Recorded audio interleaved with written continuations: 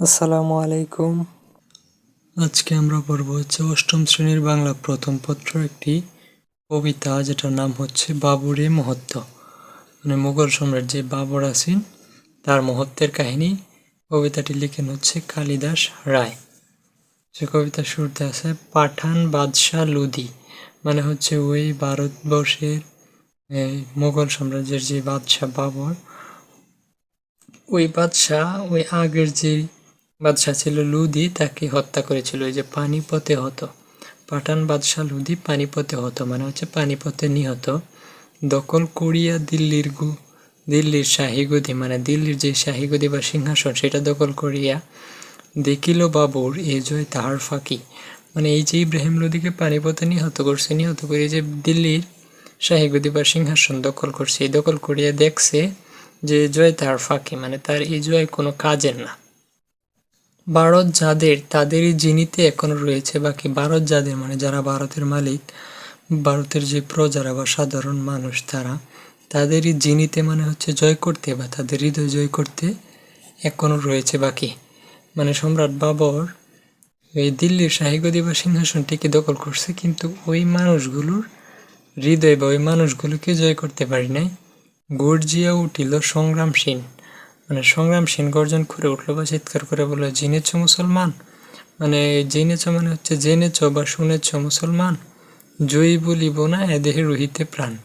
মানে ওই যে বাবর যে জয়ী হয়েছে, তার জয়ীকে বা ওই বাবরকে জয়ী বলিবে না এ দেহে রহিতে প্রাণ, মানে ওই সংগ্রাম সিংহের দেহে প্রাণ থাকতে বাবরকে জয়ী বলিবে না। লয়ে লুণ্ঠিত ধন, মানে ওই যে যেই ধনগুলো লুণ্ঠন করছে বা লুট করছে, এই ধন সম্পদগুলো নিয়ে দেশে ফিরে যাও। মানে বাবরকে সে বলতেছে যে তুমি যে ধন সম্পদ লুট করছো, এগুলো নিয়ে দেশে ফিরে যাও। নতুবা মুঘল রাজপুতে ধাওরণ, নতুবা মুঘল মানে মুঘল বলতে বাবরের যে বংশ আছেন তারা হচ্ছে মুঘল, তাদেরকে বলতেছে নতুবা মুঘল রাজপুতে ধাওরণ, আগের যে রাজপুত আছেন তাকে রণ দাও বা তাকে হত্যা করো কানোয়ার প্রান্তরে। কানোয়া একটা জায়গার নামে, কানোয়ার প্রান্তরে যুদ্ধ করে এই রাজপুতকে রণ দিতে বা হত্যা করতে, এরকম বলতেছে। এরপর লাইন হচ্ছে সেই সিংহেরও পতন হইল বীর বাবুরের কাছে। মানে ওই যে রাজপুতের রণ দিত কইছিন, এই রাজপুত বলতে সিংহ বোঝানো হয়েছে, ওই রাজপুতেরও পতন হয়েছে বাবুরের কাছে, বীর বাবুরের কাছে। মানে ওই যে বীর বাবর সম্রাট, মুঘল সাম্রাজ্যের সম্রাট, তার কাছে। এ বিজয় তাহার স্বপ্ন অতীত যেন বা ধুইব বলে, সারা উত্তর ভারত আসিল বিজয়ীর করতলে।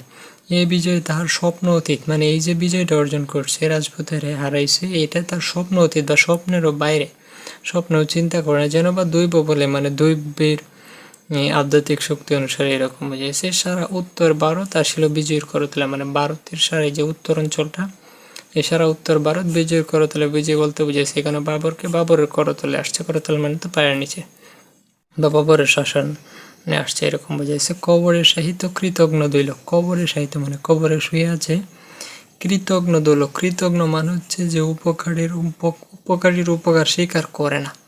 এখানে দৌলতকে কৃতজ্ঞ কেন বলা হয়েছে? এই দৌলতকে বাবর সাহায্য করেছিল, কিন্তু দৌলত তার বাবরের এই সাহায্যের উপকার না করে সে উল্টো বাবরের বিরুদ্ধে গিয়েছিল, এই জন্য কৃতজ্ঞ বলা হয়েছে।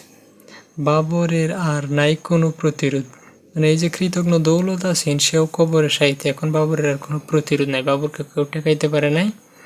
দস্যুর মতো তুষ্ট না হয়ে লুণ্ঠিত সম্পদ জাকিয়া বসেছে মুঘল সিংহ দিল্লির মসনদে। দস্যুর মতো তুষ্ট না হয়ে লুণ্ঠিত সম্পদে, মানে অনেকেই যে দস্যুরা সম্পদ লুণ্ঠন করতে আসে, তারা শুধু সম্পদ লুট করে চলে যায় বা এই সম্পদে তারা তুষ্ট হয়ে যায়, সন্তুষ্ট হয়ে যায়। কিন্তু এই যে বাবরে দস্যুর মতো তুষ্ট না হয়, মানে তিনি তুষ্ট হননি বা সন্তুষ্ট হননি লুণ্ঠিত সম্পদে, যেই সম্পদ পাইছে গণিমত হিসেবে, এই সম্পদে তুষ্ট হননি। জাকিয়া বসেছে মুঘল সিংহ দিল্লির মসনদে, মানে দিল্লির যে মসনদ বা সিংহাসন আছে, ওই সিংহাসনে বাবর বৈশা পড়ছে। আচ্ছা, এরপরে তো আছে মাটির দখলই কাটি জয় নয়, বুঝেছে বিজয়ী বীর। মানে শুধু মাটি যে জয় করছে বা ভারতবর্ষ বা উত্তর ভারত যে জয় করছে, এটাই কাটি জয় নয়, বিজিতের হৃদি দখল করিবে এখন করেছে স্থির। মানে এই যে ভারতবর্ষের বা এই যে জায়গাটা সে দিল্লির মসনদে বসছে, এইটার যে সাধারণ মানুষ আছে বা প্রজা আছে, তাদের হৃদয় দখল করব এখন করছে স্থির, মানে বাবরে তাদের হৃদয় দখল করার জন্য স্থির করছে। এরপরে প্রজারঞ্জনে বাবর দিয়েছে মন। প্রজারঞ্জনে মানে হচ্ছে প্রজাদেরকে খুশি করার জন্য বাবর মন দিয়েছে। হিন্দুর হৃদি জিনিবার লাগে করিতেছে সুশাসন, মানে শুধু মুসলমান নয় বরং যে হিন্দুরা আছে তাদের হৃদয় জিনিবার লাগে মানে হচ্ছে জয় করার জন্য করিতেছে সুশাসন, মানে সম্রাট বাবরের সুশাসন করিতেছে। ধরিয়া ছদ্মবেশ, মানে একদিন হঠাৎ করে ছদ্মবেশ ধরছে, নিজের পরিচয় লুকায়িত করছে। গুড়ি পথে পথে কুজিয়া প্রজার কোথায় দুঃখ ক্লেশ, মানে সে ছদ্মবেশ ধরে নিজের পরিচয় গোপন করে গুড়ি পথে পথে মানে হচ্ছে পথে পথে ঘুরতেছে, বা ওই দিল্লির রাস্তায় রাস্তায় খুঁজে বেড়াইতেছে প্রজার কোথায় দুঃখ ক্লেশ, মানে কোন প্রজার কোথায় দুঃখ আছে বা ক্লেশ আছে। চিতুরের এক তরুণ যোদ্ধা রণবীর চৌহান, এই চিতুর আরেকটা জায়গায় এখানকার একজন তরুণ যোদ্ধা আছে যার নাম হচ্ছে রণবীর চৌহান, করিতেছে আজি বাবুরের সন্ধান, মানে সেও বাবরের বিপক্ষে, বাবরের পক্ষে নয়, সেও বাবরের সন্ধান করিতেছে। কর্তার তলে কৃপান লুকাইয়া ঘুরিছে সে পথে পথে। কর্তা মানে হচ্ছে পাঞ্জাবি বোঝায়, কৃপান মানে হচ্ছে কোড়াল বা ছুরি এরকম কিছু।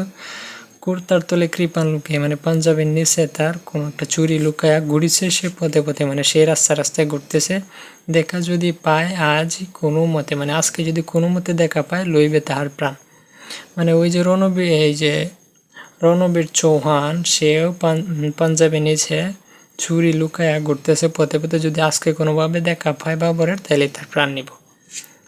শুনিতে তাহার খালিত কবি করিবে চিতুরের অপমান, শুনিতে তাহার খালিত করিবে চিতুরের অপমান, মানে এই যে দিল্লির মসনদ যে দখল করছে বা বাবর যে এখানে সম্রাট হয়েছে তাকে চিরতরে অপমান করবে। দাঁড়ায় যুবক দিল্লির পথে পাশে, মানে ওই যে রণবীর চৌহান সেও দিল্লির পথের আশেপাশে দাঁড়িয়ে আছে বা বাবরকে খুঁজতেছে। লক্ষ্য করিছে জনতার মাঝে কে বাজায় কে বাসে, মানে সেও দিল্লির পথে পাশে দাঁড়ায় লক্ষ্য করতেছে বা দেখতেছে জনতার মাঝে বা মানুষের মাঝে কে বা যায় কে বাসে, মানে কে যায় কে আসে। হেনকালে এক মত্ত হস্তি ছুটিল পথের পাড়ে, মানে হেনকালে মানে হচ্ছে এমন সময় এক মত্ত হস্তি, মত্ত মানে হচ্ছে পাগল, হস্তি মানে হাতি, একটি পাগল হাতি ছুটিল পথের পাড়ে। হঠাৎ করেই এমন সময় একটা পাগল হাতি পথের ধারে ছুটে পড়ছে। পথ ছাড়ি সবে পালাইয়া গেল ডরে, মানে যত মানুষ আছেন এই জায়গায় সবাই ভয়ে পালাইয়া গেল, সকলেই গেল সরি, সবাই সরে গেছে। কেবল একটি শিশু রাজপুতে রহিল দুলাই পড়ি, মানে এই যে মস্ত হাতি বা পাগল হাতি দেখতে সবাই পালাই গেছে, কিন্তু শুধু একটা শিশুই রাস্তার দুলাই পড়ে রয়েছে। গেল গেল বলি হাই হাই করি প্রতীকেরা বয়ে কাঁপে, কুড়াইয়া আনো ওরে সকলে বলে অথচ কেহ না আগায় সাহস করে। মানে এখানে হচ্ছে গেল গেল হাতির পায়ের চাপে, মানে এই যে হাতির যে বড় হাতি বা পাগল হাতি তার হাতির পায়ের চাপে গেল গেল বলি হাই হাই করি প্রতীকেরা ভয়ে কাঁপে। যত প্রতীক আছেন রাস্তায় যত মানুষ আছেন সবাই বলতেছে যে গেল গেল বয়ে, প্রতীকেরা বয়ে কাঁপতেছে। কুড়াইয়া আনো ওরে, আর বলতেছে যে ওরে কুড়াই আনো, ওই যে শিশুটা ভালোই পড়ে আছে রাস্তায় ওকে কুড়াই আনো। সকলে বলে অথচ কেহ না আগায় সাহস করে, মানে সবাই বলতেছে যে কুড়াই আনো কিন্তু এটাতে সাহস করে কেউ আগাইতেছে না। সহসা একটি বিদেশি পুরুষ বীর ঠেলে যায় ছুটে, মানে এমন সময় এই যে সবাই বলতেছে শুধু ওরে কুড়াই আনো, কেউ আগায় যাইতেছে না, এমন সময় একজন বিদেশি পুরুষ যে বিদেশ থেকে আসছে বীর ঠেলে যায় ছুটে। করো কি বলিয়া জনতা চিৎকার করিয়া ওঠে, মানে এই যে এখনই আবার ও যখন ওই যে বিদেশি পুরুষটা যখন বীর ঠেলিয়া সামনে যাইতেছে ওকে বাঁচাইতো, তখনই আবার এই জনতা বলতেছে করো কি, মানে তখন ঠিকই বলছে যে ওরে কুড়াই আনো, কিন্তু যখন একজন যাইতেছে তখন বলতেছে কি করো করি শুন্ডের গর্ষণ দেহে সহি, পথের শিশুরে কুড়াইয়া বক্ষে বহি ফিরিয়া আসিল বীর, মানে কুড়ি শুন্ডের গর্ষণ দেহে সহি, মানে ওই যে মত্ত হাতির বা পাগল হাতির যে সুর আছে এই সুরের গর্ষণ দেহে লাগাইয়া পথের শিশুরে কুড়াইয়া বক্ষে বহি, মানে ওই যে পথের যে শিশুটা আছেন তারে বুকের মধ্যে করে কুড়ে আনছে। ফিরিয়া আসিল বীর, মানে তারে নিয়ে ফিরে আইছে। চারিপাশে তার জমিল লোকের বীর, মানে এই যে সে শিশুটাকে বাঁচাইয়া নিয়ে আসছে তারই চারপাশে লোকের বীর হয়েছে। বলিয়া উঠিল একজন, আরে এই যে মেথরের ছেলে। মানে ওইখান থেকে জনতার মধ্যে একজন বলতেছে যে আরে এটা তো মেথরের ছেলে, ইহার জন্য বেয়াকুফ তুমি তাজা প্রাণ দিতে গেলে। মানে বলতেছে এটা একটা মেথরের ছেলের জন্য তুমি কেন তাজা প্রাণটা দিতে গেলে, বা নিজের প্রাণ দিয়ে কেন ওকে বাঁচাইতে গেলে। ক্ষুধার দয়ায় পেয়েছ নিজের জান, ফেলে দিয়ে ওরে এখন করগে স্নান। মানে বলতেছে তুমি তো ওরে বাঁচাইতে গেছো ঠিকই, কিন্তু ক্ষুধার দয়ায় পেয়েছো নিজের জান, মানে আল্লাহর দয়ায় বা ক্ষুধার দয়ায়, সৃষ্টিকর্তার দয়ায় নিজের জান ফিরে পেয়েছো, ফেলে দিয়ে ওরে এখন করগে স্নান। মানে ওই শিশুটিকে এখন ফেলে দাও, ফেলে দিয়ে এখন করগে তুমি গিয়ে স্নান করো। শিশুর জননী ছেলে ফিরে পেয়ে বুকে বক্ষে চাপিয়ে চুমো দেয় তার মুখে। শিশুর জননী মানে হচ্ছে ওই শিশুটির মা, ছেলে ফিরে পেয়ে বুকে নিজের কাছে তার ছেলেকে ফিরে পেয়ে বক্ষে চাপিয়া মানে বুকে রাখিয়া, বুকের পাশে রাখিয়া চুমো দেয় তার মুখে। বিদেশি পুরুষে রাজপুত বীর চিনিল নিকটে এসে। বিদেশি পুরুষে রাজপুত বীর মানে ওই যে রাজপুত বীর আছেন পাঞ্জাবির নিচে চুরি নিয়ে ঘুরছেন, ও ওই বিদেশি পুরুষটাকে নিকটে এসে বা কাছে এসে চিনে ফেলছে। এই যে বাদশাহ স্বয়ং বাবুর পর্যটকের বেশে, মানে এই যে বিদেশি লোকটা শিশুটিকে বাঁচাইছে সে কোনো সাধারণ মানুষ নয়, সে বরং স্বয়ং বাদশাহ বাবুর। ভাবিতে লাগল হরিতে ইহার প্রাণ, পথে পথে আমি করিতেছি সন্ধান। মানে সে এই ঘটনা দেখে মনে মনে ভাবতেছে যে এটার প্রাণ নিতে বা এই বাবরের প্রাণ নিতে আমি পথে পথে তার সন্ধান করতেছি। বাবুরের পায়ে পড়ি সে তখন লুটে, মানে তখন সে বাবুরের পায়ে লুটে পড়ছে। কহিল সপিয়া গুপ্ত কৃপান বাবুরের করপটে। কহিল সপিয়া গুপ্ত কৃপান মানে এই যে লুকানো যে চুরিটা আছে এটা সঁপে দেয়া বাবুরের করপটে, মানে বাবুরের পায়ের নিচে। যাহাপনা এই ছুরিখানা দিয়ে আপনার প্রাণবধ করিতে আসিয়া কি দেখিলাম, ভারতের রাজপথ সাজে আপনারে অন্য কারে নয়। মানে জাহাপনা বলতেছে, বাবুরকে বলতেছে জাহাপনা এই ছুরিখানা দিয়ে, মানে এই যে ছুরিটা দিয়েছে এই ছুরি দিয়েই আপনার প্রাণবধ করিতে আসিয়া, মানে আপনার প্রাণ নিতে এসেছিলাম।